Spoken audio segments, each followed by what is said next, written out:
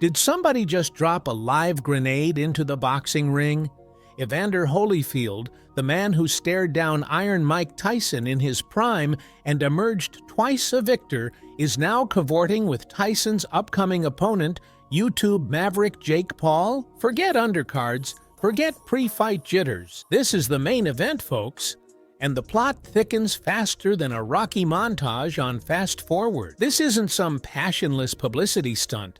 This is a heavyweight drama with decades of bad blood bubbling over. Remember those two epic fights between Holyfield and Tyson? Raw brutality, championship belts on the line, and then, well, let's not forget the ear. Tyson's infamous chomp forever stained that rivalry, leaving a bitter taste in Holyfield's mouth. Pun intended, but seriously, that was messed up. Holyfield, ever the stoic champion, kept his cool. This alliance with Paul screams unleashed fury. Think about it. Holyfield, the embodiment of old-school boxing discipline, the man who looked Tyson in the eye and said, "Bring it on," is now whispering strategies in Paul's corner. It's like a scene straight out of a cheesy boxing movie. But this is real life, baby. A grizzled veteran, a social media firebrand, and a shared enemy, Tyson. This fight just transcended the realm of YouTuber versus legitimate boxer. It's a full-blown revenge saga playing out in the squared circle. Now, the cynics will scoff. Can Holyfield, pushing 60, truly bridge the skill gap between Paul and a faded but still dangerous Tyson? Maybe, maybe not. But one thing's for sure, the boxing world is buzzing. This isn't just a spectacle anymore. It's a narrative dripping with drama, a chance for redemption, a student learning from the master to potentially vanquish the very foe who once inflicted such a bizarre wound. The boxing world flinched when news broke of Evander Holyfield joining Jake Paul's training camp for his fight against Mike Tyson. This wasn't just any sidestep, it was a seismic shift. Holyfield, the man who stared down Iron Mike at his most terrifying and emerged twice a champion, was now aligning himself with Tyson's upcoming opponent. The scent of something deeper than strategy hung heavy in the air, the scent of revenge. For years, Holyfield shouldered the burden of ridicule after the infamous ear-biting incident. The image of Tyson chomping down on his cartilage became a twisted punchline, a grotesque highlight reel overshadowing Holyfield's hard-earned victories. Sure, he maintained his composure, the ever-righteous champion, but interviews from that era reveal a simmering frustration. In a 1998 interview, Holyfield, voice laced with quiet steel, said, "Everyone remembers the bite, not the 2 wins. It's disrespectful, a constant reminder of something I had no control over." Now, this partnership with Paul feels like a calculated move, a chance to rewrite the narrative. Imagine Holyfield in Paul's corner, eyes narrowed as he dissects Tyson's fight tape. You can almost hear him mutter, not for Paul's benefit, but for his own. "There, Mike, that right hook leaves you open." It's more than strategy. It's a masterclass in controlled fury. This isn't some Hollywood script, though it has all the makings of a blockbuster. Holyfield, the embodiment of old-school boxing discipline, the warrior who stared down a manic Tyson, is now whispering tactics to a social media star. It's a symbolic passing of the torch, a veteran gunslinger training the next generation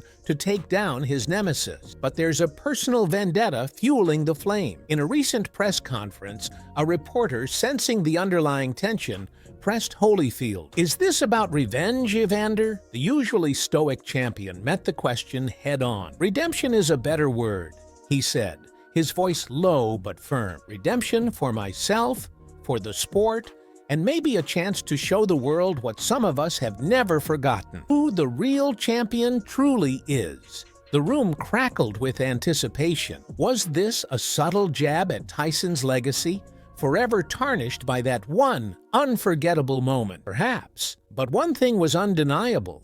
The Holyfield factor had ignited a firestorm. This fight transcended the novelty of YouTuber versus legend. It became a saga of delayed justice, a chance for Holyfield to finally silence the mocking laughter and reclaim his rightful place in boxing history. No, you go first. Mike, you go first. Okay, I'll go first. No, I go. You sure? You mean, Here you go. what's this? I'm glad we ironed things out.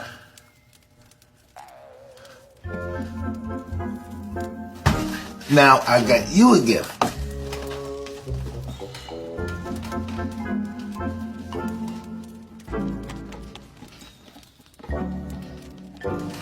What is this?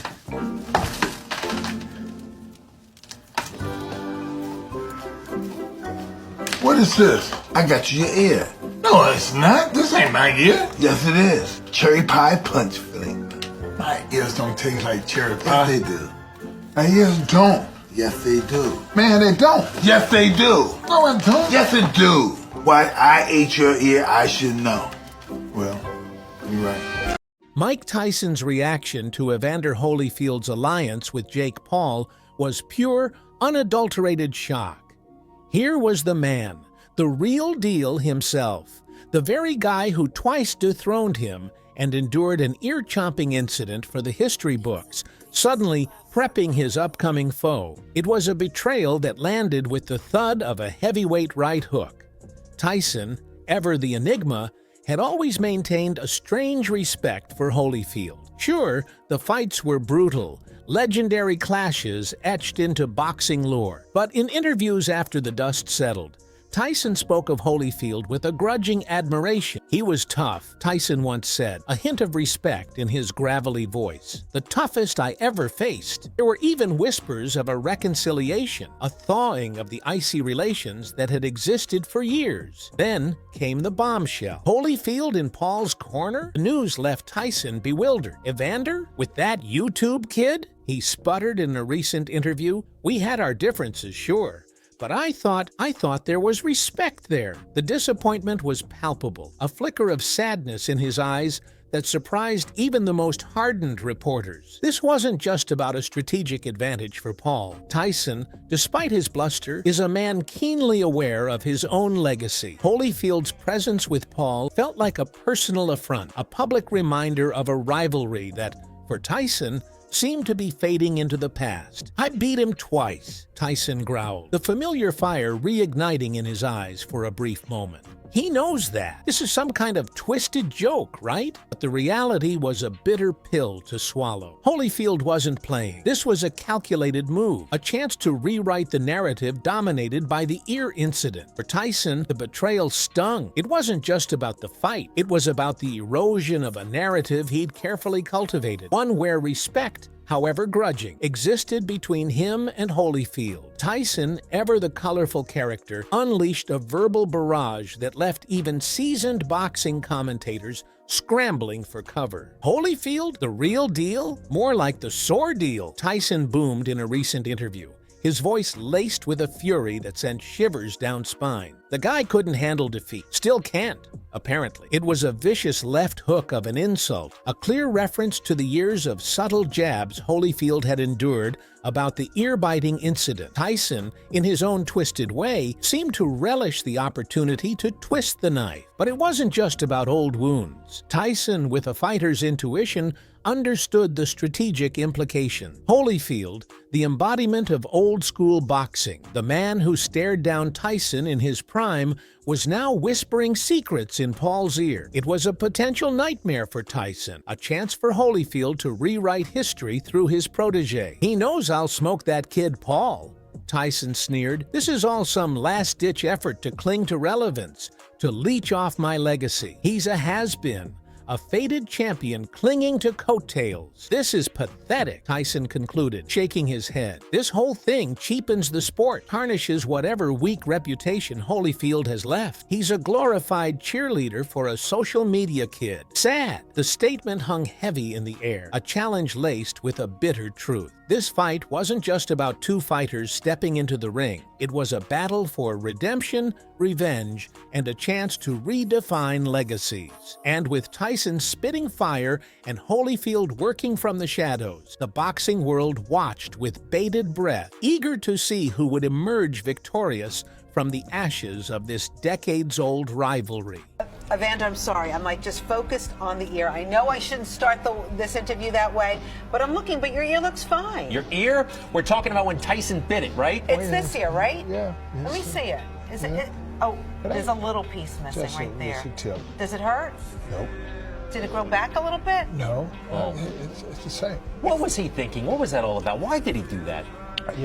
Anger. Disappointment. What did you want to do when he did that to you? Bite it back, but I chose not to. Mike Tyson's eyes blazed with a fire not seen in years. The news of Evander Holyfield joining Jake Paul's training camp had ignited a dormant rage within the former heavyweight champion. It wasn't just the betrayal of his old rival aligning with his upcoming opponent.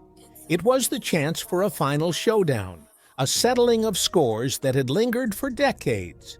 First, I gotta demolish that YouTube kid, Tyson growled in a recent interview, a hint of manic energy crackling in his voice. But after that, Evander, better be ready. The statement sent a jolt through the boxing world. Was Iron Mike truly contemplating a return to the ring against Holyfield, the man who twice dethroned him and forever etched his name in Tyson's boxing odyssey? For Tyson, the appeal was undeniable.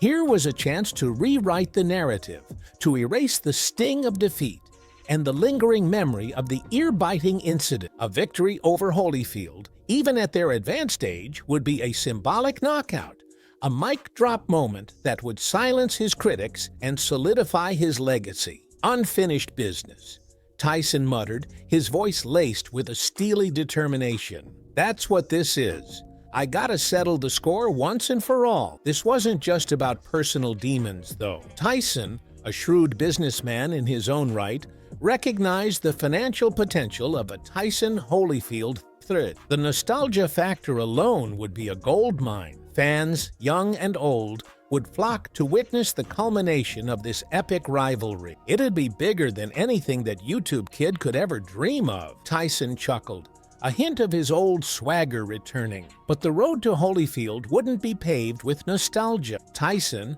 despite his pronouncements, knew he had his work cut out for him. Jake Paul, while inexperienced, was young and explosive. Underestimating him could be a fatal mistake. I gotta take care of Paul first, Tyson acknowledged, his voice hardening. No looking past him. Let me tell you, Evander better be lacing up his gloves too, because after that kid's out cold, it's him and me. Winner take all. Boxing world held its breath. Would a Tyson-Holyfield 3 materialize? The odds seemed stacked against it, with age and ring rust being formidable opponents. But one thing was certain.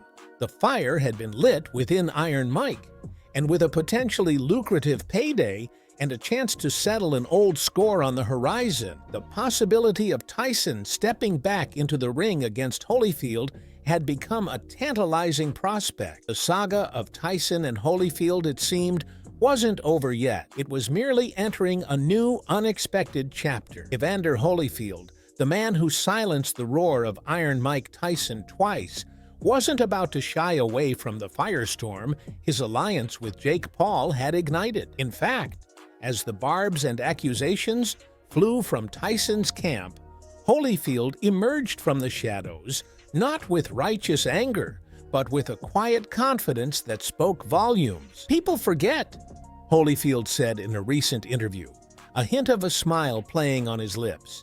I stay in shape. I train every day. Sure, I'm not the young buck I was when I took down Tyson, but neither is he. The statement was a subtle jab, a reminder that while the years may have etched lines on his face, the warrior spirit within still burned bright. The media, of course, pounced. Are you saying you're ready to step back into the ring against Tyson yourself, Evander? A reporter pressed. Holyfield's smile widened. Let's just say, he drawled, his voice laced with a hint of amusement. I wouldn't have a problem reminding a certain someone what it feels like to be in the ring with the real deal. comment sent shockwaves through the boxing world. Was Holyfield actually contemplating a rematch with Tyson? The thought, once a fanciful one, now seemed a genuine possibility. There were, of course, logistical hurdles. Commissions might balk at sanctioning a fight between two men well past their prime, but the fire had been lit. The public, thirsting for drama, craved a Tyson-Holyfield 3, and Holyfield, ever the strategist, understood the power of perception. "Look," he said, his voice turning serious, "everyone's talking about a fat old Mike, but don't underestimate him. He's still a dangerous fighter. But so am I." The statement was a warning, a subtle challenge. Holyfield wasn't just training Paul, he was sending a message. He was ready, if needed, to step back into the ring and face Tyson one last time. The boxing world watched with rapt attention. Would a Holyfield comeback truly materialize? Or was it simply a shrewd ploy to add weight to Paul's challenge and further rattle Tyson? Only time would tell. But one thing was certain: Evander Holyfield, the quiet warrior who had always let his fists do the talking, was back in the conversation.